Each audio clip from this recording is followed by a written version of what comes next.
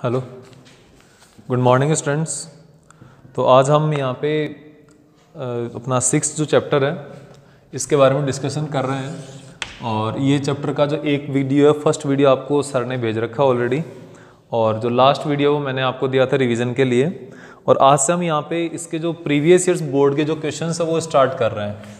ठीक है, PYQ start कर रहे हैं यहाँ पे, जो पहले की जो बोर्ड के एग्जाम्स में आए हुए हैं, जिससे कि आपको भी आइडिया लग सके कि आपका जो आने वाला पेपर है वो किस टाइप से आएगा, और वहाँ पर कोई भी जो चैप्टर है उस चैप्टर से आने वाले क्वेश्चंस किस तरह के से बन रहे हैं, तो इन चीज़ों का आपको आइडिया लग सके। तो इसलिए हम यहाँ पे आज का इसका फर्स्ट लेक्चर स्टार्ट कर रहे हैं for its previous years board questions for this particular chapter number 6। Okay, तो यहाँ पे हमारा जो फर्स्ट क्वेश्चन है वो देखना, आपको स्क्रीन पर मैं ये लगा दूंगा साथ में, तो आपको भी देखना है ये। 2 spherical bob, one of metallic and other of glass of the same size are allowed to fall freely from the same height above the ground. Which of two would reach earlier and why? तो यहाँ पर आपको ये देखना है कि we have 2 spherical balls, दो अलग अलग हमारे पास स्फेरिकल बॉल्स है, एक मेटल का है और दूसरा यहाँ पे आपके पास क्या है, ग्लास का है। दोनों को आपने एक ऊपर से फ्रीली थ्रो किया है, एक फ्री सस्पेंड किया इनको, तो ये किस तरीके से ग्राउंड के ऊपर हिट करेंगे ये आपको देखना है। तो ग्राउंड के ऊपर हिट करने से लिए इनको क्या करना पड़ेगा, जो अपने पास अर्थ है, अर्थ का अपना एक मैग्नेटिक फील्ड होता है। ठीक है, अर्थ का अपना एक अलग मैग्नेटिक फील्ड होता है जिसको हम अर्थ मैग्नेटिक, जो कि लास्ट चैप्टर चैप्टर नंबर 5 इसके अंदर डिस्कस किया था। तो अर्थ मैग्नेटिक फील्ड के ओपोज आना पड़ेगा इसको।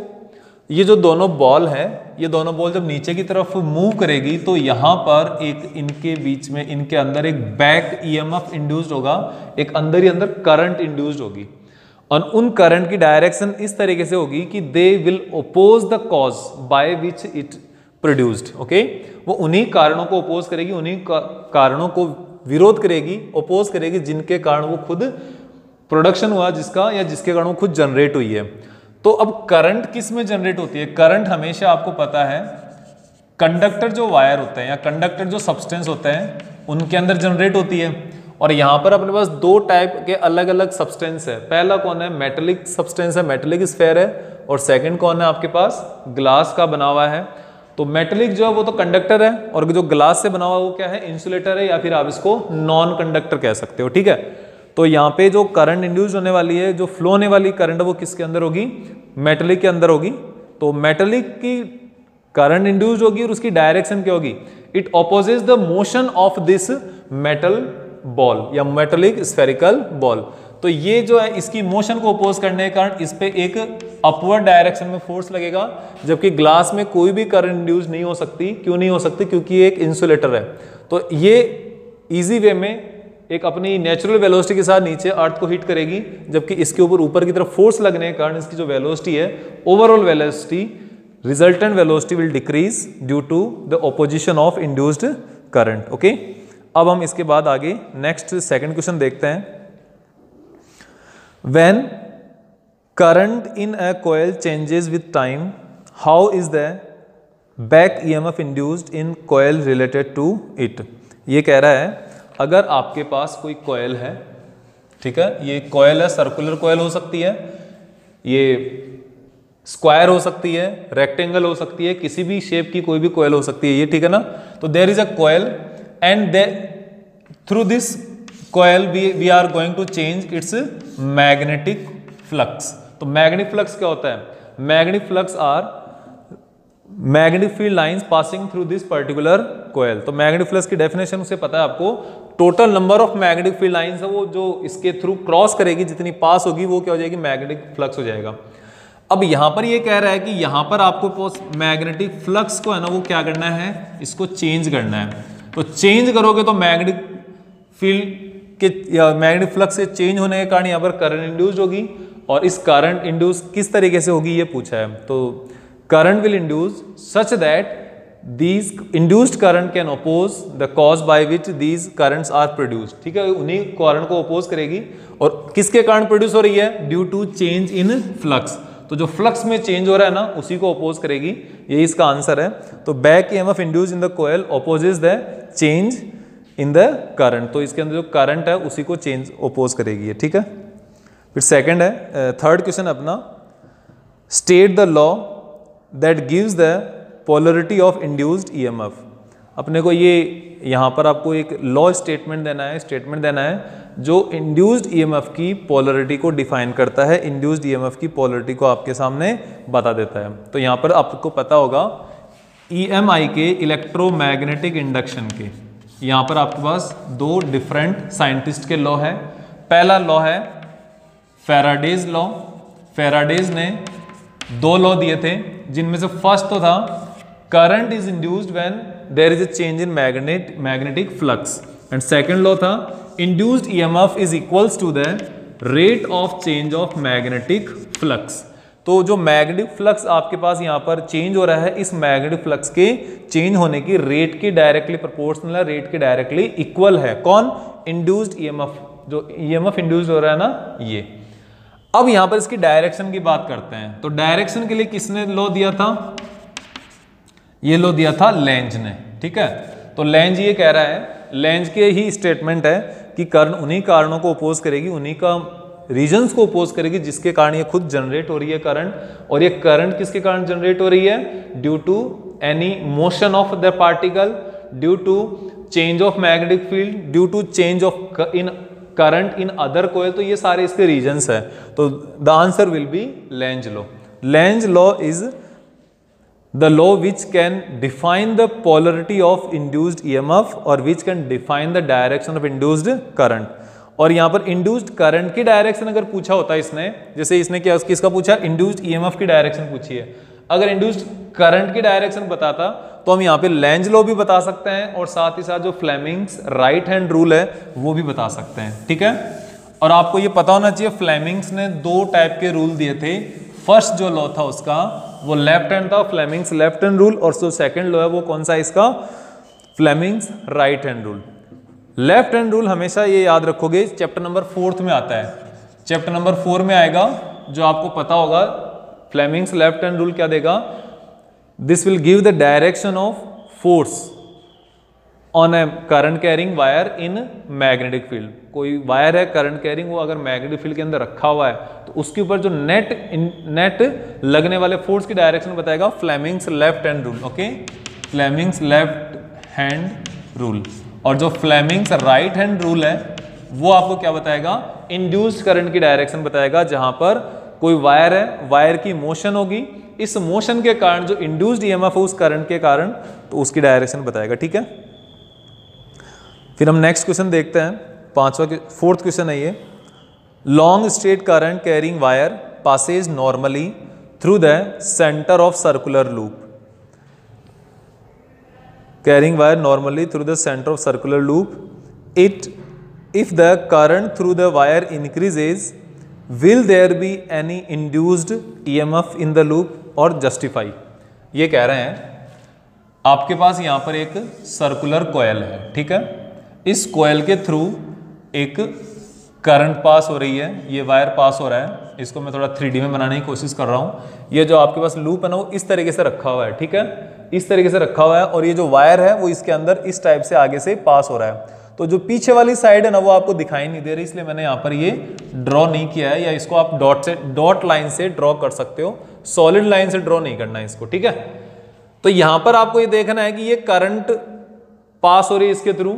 जब ये करंट पास हो रही है और इस करंट को आप इंक्रीजिंग ऑर्डर में रख रहे हो, यहाँ पे करंट इंक्रीजिंग ऑर्डर में हो, इंक्रीजिंग भी हो सकती है और ये डिक्रीजिंग भी हो सकती है। And we have to say that is there any induction of current और induction of EMF in this coil. Coil के अंदर स्टार्टिंग में कुछ नहीं है, लेकिन ये पूछ रहे कि क्या यहाँ पर कोई करंट इंड्यूस्ड होगी या नहीं होगी। तो आपको सबसे पहले यहाँ पर देखना पड़ेगा जो ये वायर जो करंट फ्लो हो रही है, जिसमें इनिशियल करंट फ्लो हो रही है, इसके कारण मैग्नेटिक फील्ड की डायरेक्शन क्या है। तो मैग्नेटिक फील्ड की डायरेक्शन देखो, ये आपके पास क्या है? ये करंट कैरिंग वायर है, तो इसका बनने वाला मैग्नेटिक फील्ड कैसे बनेगा? ये आपका थंब हो गया, राइट हैंड थंब रूल से कैलकुलेट करो, देखें ये थंब हो गया। Then this fingers will represent the direction of magnetic field lines. तो यहां पर इसको अगर आप बीच में रखते हो, अपने हाथ में रखते हो, तो मैग्नेटिक फील्ड लाइन आपको इस तरीके से आएगी। मींस यहां से इसके ही अक्रॉस इस तरीके से ही आएगी। तो अब आप ये देखो, आपके पास जो ये कॉइल है, कॉइल इस तरीके से रखी हुई है और मैग्नेटिक फील्ड लाइंस भी इस तरीके से आ रही है। तो इसके थ्रू कितनी मैग्नेटिक फील्ड लाइन पास होगी? इसके थ्रू एक भी मैग्नेटिक फील्ड लाइन ऐसी नहीं है जो इसके थ्रू पास होने वाली है। जब इसके through pass magnetic field line ही नहीं होगी तो यहां पर जो फ्लक्स है, फ्लक्स की जो वैल्यू है वो कैसे पास होगा? क्योंकि फ्लक्स की वैल्यू किससे देते हो आप? B इंटू ए से देते हो। तो B for magnetic field, magnetic field तो है लेकिन इसके थ्रू ये पास नहीं हो रही है। यहाँ पे जो एंगल है ना कॉस थीटा, ये थीटा इक्वल टू कितना हो जाएगा? 90 डिग्री। एंड कॉस 90 की वैल्यू कितनी हो जाएगी? 0। तो मैग्नेटिक फील्ड कितना भी हो, कितना कम हो, कितना ज्यादा हो, इस चीज से कोई फर्क नहीं पड़ने वाला। यहाँ पर थीटा इक्वल टू 0 होने के कारण net magnetic flux through this loop, through this coil is equals to 0। Okay, flux 0 हो गया। इनिशियल भी 0 है, बाद में भी 0 है, थोड़े दिनों बाद देखेंगे तब भी 0 है। तो यहां पर कोई भी इंडक्शन नहीं होगा किसका? करंट का। ठीक है, तो ये आपके नेक्स्ट क्वेश्चन हो गया। There is answer is no, no current will be induced and no EMF is induced in this coil. Next हम देखते हैं अपना नेक्स्ट क्वेश्चन है, 5वां क्वेश्चन है। A light metal disc on the top of a electromagnet. एक electromagnet के top पर आपने एक मेटल की डिस्क रखी हुई है और वेट में बहुत कम है, लाइट है वो। is thrown up as current is switched on and why? Give the reason। ये कह रहा है suppose we have this electromagnet. Electromagnet किससे बना होगा? ऑब्वियस सी बात है, कोयल से बना होगा। And there is a battery and there is a switch in this circuit. और यहां पर आपने इस एक जो मेटेलिक प्लेट है ना, ये मेटेलिक प्लेट को आपने इस तरीके से यहां पे रखा हुआ है। जैसे ही आप यहां पर इसको स्विच को ऑन, अभी तक क्या है? ये स्विच ऑफ है और ये इजी वे में यहां पे रखी हुई है, जो प्लेट है इस तरीके से रखी हुई है और ये लगातार यहां पर ये कॉइल के ऊपर ही रखी हुई है, कुछ भी नहीं है यहां पे। ठीक है ना? लेकिन आपने क्या किया, जैसे ही इस स्विच को इसके साथ अटैच किया, कनेक्ट किया, तो स्विच क्या हुआ? स्विच ऑन हुआ और स्विच ऑन होते ही यहां से एक करंट फ्लो करना स्टार्ट हो जाएगी। लेकिन करंट फ्लो कैसे होगी ये आपको देखना ज्यादा जरूरी है। इनिशियली जब स्विच ऑफ है आपका, ये ऑफ वाली कंडीशन है, इनिशियली जब स्विच ऑफ है तो करंट की वैल्यू यहां पर है, 0 पर है।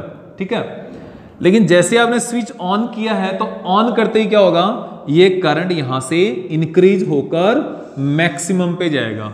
और जब ये मैक्सिमम पे जाएगा तो ऐसा तो है नहीं कि ये जैसे मान लो आपके ये करंट 0 है और अचानक से 0 के आगे फ्लो होने लग जाएगा, ऐसा बिल्कुल भी करंट फ्लो इस तरीके से बिल्कुल भी नहीं होती है। ठीक है, और अगर आपको कोई बता रहा है तो गलत है वो।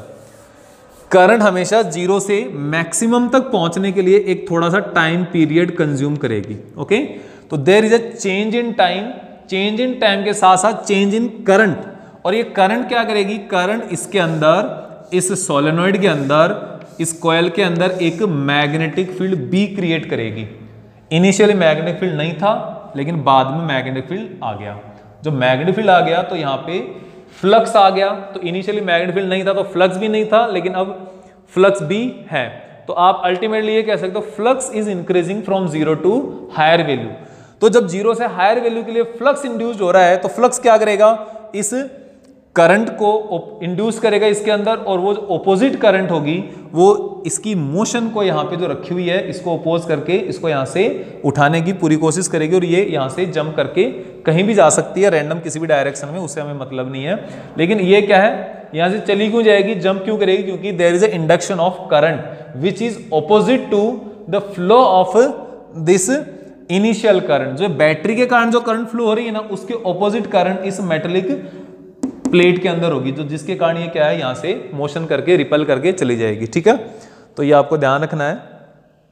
तो इसके अंदर आंसर लिखा हुआ भी आपके सामने, a metallic disc is placed on the top of magnet as electric current flows through the loop as induced current in the form of eddy current flow through the metallic plate and lower the face attain the same polarity and Hence the metallic disc is thrown up। ठीक है, तो इसका जो lower जो bottom है इस plate का, उसके अंदर इसके जैसी सेम पोलरिटी आएगी, तो ये यहां से जंप करके चली जाएगी। ठीक है, next question is our 6th question. क्या है देखो,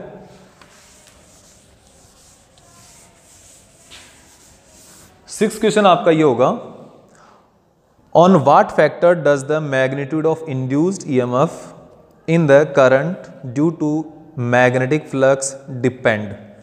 तो ये इसने फैराडेज लॉ के बारे में पूछा है कि इंड्यूस्ड ईएमएफ किन किन फैक्टर्स पे डिपेंड कर रहा है। तो this depend upon the rate of change of flux, flux के रेट ऑफ चेंज पर डिपेंड कर रहा है। अब फ्लक्स किन किन चीजों पर डिपेंड करता है वो आपको आगे पता होना चाहिए। तो यहाँ पे फ्लक्स देखो किन किन चीजों पे, ये मैग्नेटिक फील्ड पे डिपेंड कर रहा है, ये एरिया पे डिपेंड कर रहा है। मैग्नेटिक फील्ड और एरिया के साथ साथ उसका जो ओरिएंटेशन है, जो आपका एरिया वेक्टर है वो इस बी के साथ कितना एंगल बना रहा है इस पर भी डिपेंड कर रहा है। ओके, तो दिस इज ऑल्सो है big reason for this magnetic field and induced EMF. Okay, फिर है give one example of use of eddy currents. तो इसमें वन एग्जांपल पूछा है, तो आप 4 एग्जांपल आपको बताए हुए अलग अलग, तो कोई भी बता सकते हो। इलेक्ट्रोमैग्नेटिक डैम्पिंग हो सकती है, इलेक्ट्रोमैग्नेटिक जो ब्रेक्स होते हैं ट्रेन के मैग्नेटिक्स के इससे लगता है।